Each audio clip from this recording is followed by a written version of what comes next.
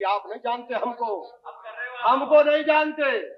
अच्छा जरूर याद रखो कि इस राज को जितना हमने मतलब 4.5 साल तो जेल भोगी हमने, आपने भोगी होगी 11 महीने 2 साल।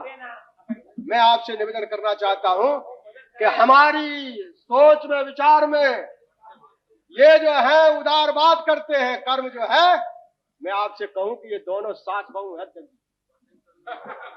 सास बहू का क्या रखा रहता है, बाहर लगती लड़ रही है वो, लेकिन घर में जब आती है तो एक रहती। ये जो शिलान्यास है, ये जो मूर्ति है किसने रखी है? ये जो ताला है बाबरी मस्जिद का किसने खोला? ये जो चबूतरा है किसने बनवाया? ये जो शिलान्यास है किसने कराया? यानी शिलान्यास कराती है सास, ताला खोलती है सास, बेड बनाती है सास, और बहू घूंघट काट के ठसके से रथ पे बैठ करके मंदिर बनाई, मस्जिद बनाई। ये सास बहू का खेल है। ये दोनों सास बहू हैं। एक जो है वो शिलान्यास करा। हम मित्रों बच्चा जरूर याद रखो, हम गांव के देवर हैं जो आपको सब बातें समझते हैं। हम वो देवर हैं जिसकी बात को जो आपकी मार के चलते दिक्कत में रहता। ये दोनों सास बहू है, एक शिलान्यास कराती है, एक मन राम लला की पीतल की मूर्ति रखती है, और फिर एक निकल करके रथ पे निकलती है। फिर रथ पे निकल करके बनारस से जाती है, और जा करके बाबरी मस्जिद गिर जाती है। तो फिर मतलब अटल जी कह रहे थे कि बहुत दुखी थे। मैं मानता हूं, क्योंकि जब कोई आदमी किसी को अपराध कर देता है तो जरूर दुखी होता है, निश्चित होता है। लेकिन इनका अपराध हर अपराध के जैसा है कि दुख तो जरूर इसमें होता, लेकिन अपराध तो कहीं अंतर की आत्मा से होता, मन से होता। जो आपने या इस गुनाह को आपने किया है कि ये दोनों समान अपराधी हैं, मैं इन दोनों को मतलब या ये मन से महसूस करता हूं कि इन्होंने इस देश को इस मोड़ पर ले जाके रखा है, लेकिन इस मोड़ से यदि वापस ला सकते हो तो याद रखना मित्रों, इसलिए कि ये देश का सवाल है, हमारे मुल्क का सवाल है। वो चाहे इस बाजू के चाहे उस बाजू के, मैं कोई हो, मंदिर तोड़ने वाला हो या मस्जिद तोड़ने वाला हो, गुनाहगार है, बद दिमाग है, वो चाहे आप में हो चाहे उनमें हो। हम उस तरह के लोग नहीं, हमारी राह तो पक्की है और खुली है। एक बात मैं जानना चाहता हूं, कहना चाहता हूं कि आज इस सदन में अध्यक्ष जी आपके माध्यम से मैं अपने अंतर्मन से एक अपील करना चाहता हूं, वापिस आओ, खतरे की तरफ जा रहे हो, होश में आओ, ललकारने के काम से नहीं। मैं आपसे बताऊं कि इसमें किसी को कुछ नहीं मिलेगा। हाँ, ये देश जरूर चल जाएगा। कश्मीर और पंजाब में आप जवाब देने लायक नहीं बचोगे। दुनिया में आप ज्यादा कहीं ताकतवर नहीं, भीख से ये देश चला रहे हो। इसकी जो अर्थनीति है, इकोनॉमी है, सब कुछ भीख से चल रही है, लूट से चल रही है। अरे इसको वापस लाने का काम करो। मैं यही अपील करना चाहता हूँ। अंत में कहना चाहता हूँ, सारी चीज डिटोरिएट हो गई है। अब भले चाहे आप चिल्लाइए और चाहे वो चिल्लाए, इससे कोई फर्क नहीं पड़ने वाला। सास बहू के चलते इस मोहल्ले का केवल भी दिक्कत में है। इसलिए अध्यक्ष जी, इस सदन को आपके माध्यम से मैं अपील करना चाहता हूं कि हिंदुस्तान को बनाने में हमारा हर बाजू को, हर पक्ष को साथ रहेगा। लेकिन इतना भी कहना चाहता हूं कि जो मित्र देश को मारना चाहते, जलाना चाहते, इस देश को मतलब यानी चारों तरफ से उसके सारे इतिहास को बदलना चाहते, पहुंचना चाहते, उस बात को लिए हम लोगों को चाहे जितनी कुर्बानी देना पड़े और जितनी दूर तक लड़ाई होगी वो कल्पना नहीं करते हैं। निश्चित तौर पर यदि गलत तरीके से राह उन्होंने पकड़ी रही तो अध्यक्ष जी इसके सिवा कोई रास्ता नहीं है। जरूर फिर तो याचना का नहीं, अभी तो यहाँ याचना है, अब तो मैदान जंग का है। लेकिन जंग में ये दिमागी लड़ाई है, विचार की लड़ाई है, मैं अच्छी तरह जानता हूँ। यानी आपने इस घटना को हो जाने के साथ इंसानों की लाशें मत गिनो, आपने कितनी दरारें मन पे डाली हैं, वो कैसे वापस आएंगी? ये इस देश को, इन चीजों को वापस लाने के लिए काम बहुत अथक प्रयास करना और ये सदन इस काम को कर सके और इस रास्ते को मतलब प्रशस्त कर सके। मैं मानता हूं कि इससे बड़ा काम हम 47 की आजादी के बाद इससे बड़ी खिदमत नहीं करेंगे। यानी इस सरकार को कितनी बार कितनी तरह से कितने लोगों ने चेतावनी और बात और चीज को बताने का और समझाने का काम किया। और मतलब लाल किले के भारतीय जनता पार्टी के 89 के मैनिफेस्टो मंदिर का कहीं जिक्र नहीं, हम मंदिर का जिक्र आपके बीच में आ गए। उसी तरह से आपने कितनी बार लाल किले से कहा कि मस्जिद को हम किसी तरह से टूटने। मैं आपसे कहना चाहता हूं कि जिस दिन बाबरी मस्जिद गिरी थी उस दिन प्रधानमंत्री जी यदि इस्तीफा दे देते हिंदुस्तान में राह मजबूत हो जाती और राह खुल जाती और हिंदुस्तान जो है वो राव साहब पता नहीं कितने दिन रहेंगे।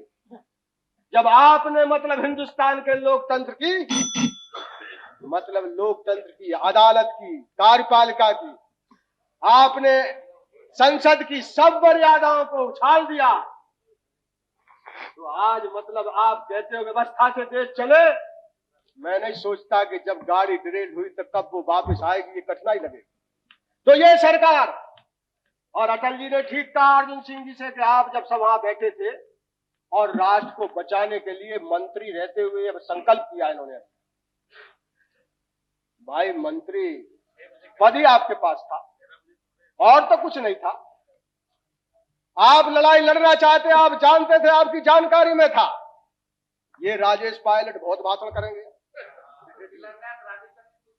और कुछ लोग मतलब मंत्री पद से इस्तीफा देकर के रोने का काम भी करेंगे, इस्तीफा भी देंगे और जाना भी, इस्तीफा भी नहीं देना चाहेंगे, रोने का काम भी करेंगे।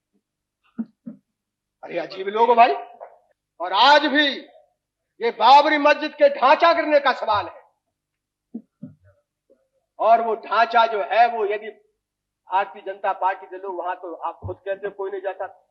आपने दुनिया भर में उस कंकाल का ऐसा जिक्र कर दिया कि हर आदमी सोचता कि मेरी इज्जत हो जरूर। किसी मंदिर का आज बांग्लादेश में और पाकिस्तान में मंदिर गिरता है, मैं धार्मिक आदमी नहीं हूं लेकिन मेरे मन पे चोट पड़ती है। उससे लगता है कि मैं हिंदू हूं इसलिए मेरे मन पे चोट लगती है।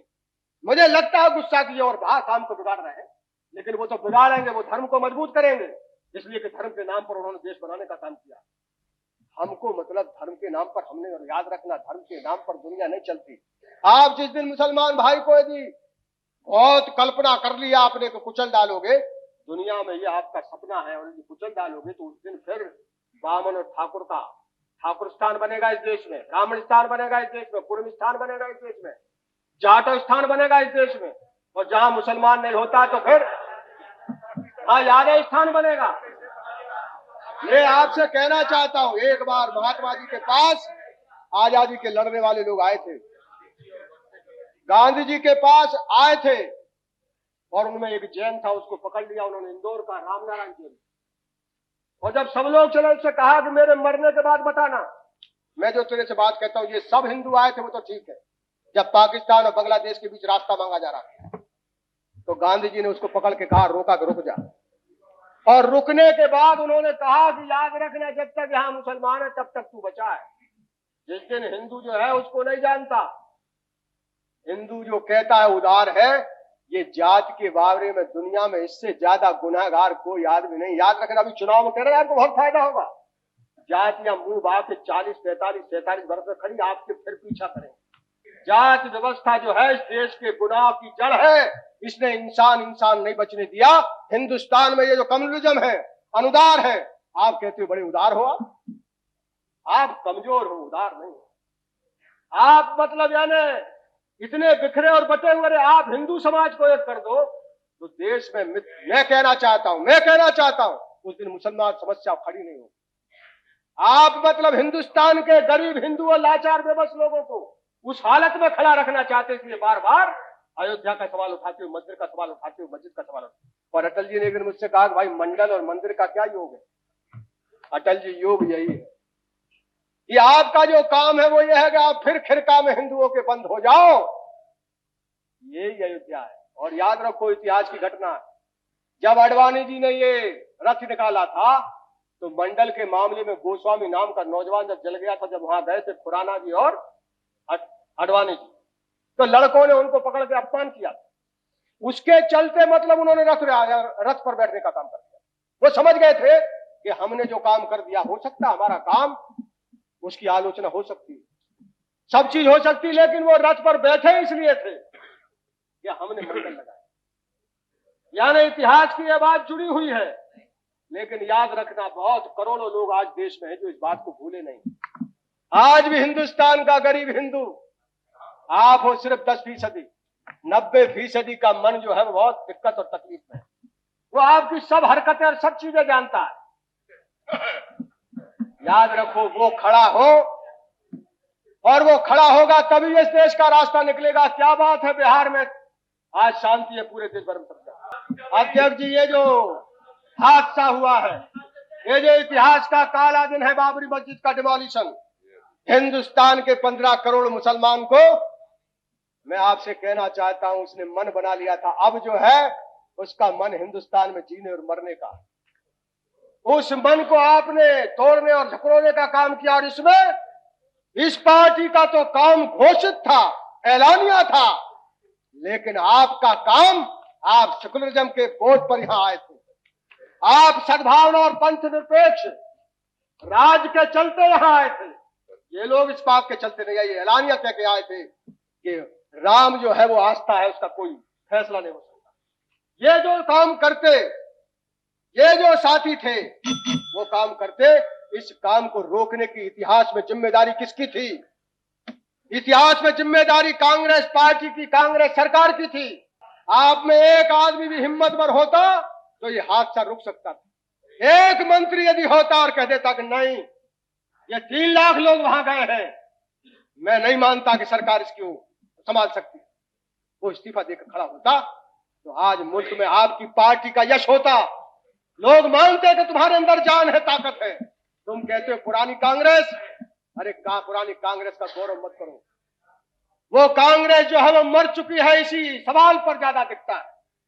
मैं भी कभी सोचता था कि जिंदा है, लेकिन आप में एक आदमी नहीं निकला, एक आदमी नहीं निकला। इतना बड़ा हादसा हो रहा, आप में से 90% लोग, 99% लोग मानते थे कि वहां गड़बड़ हो।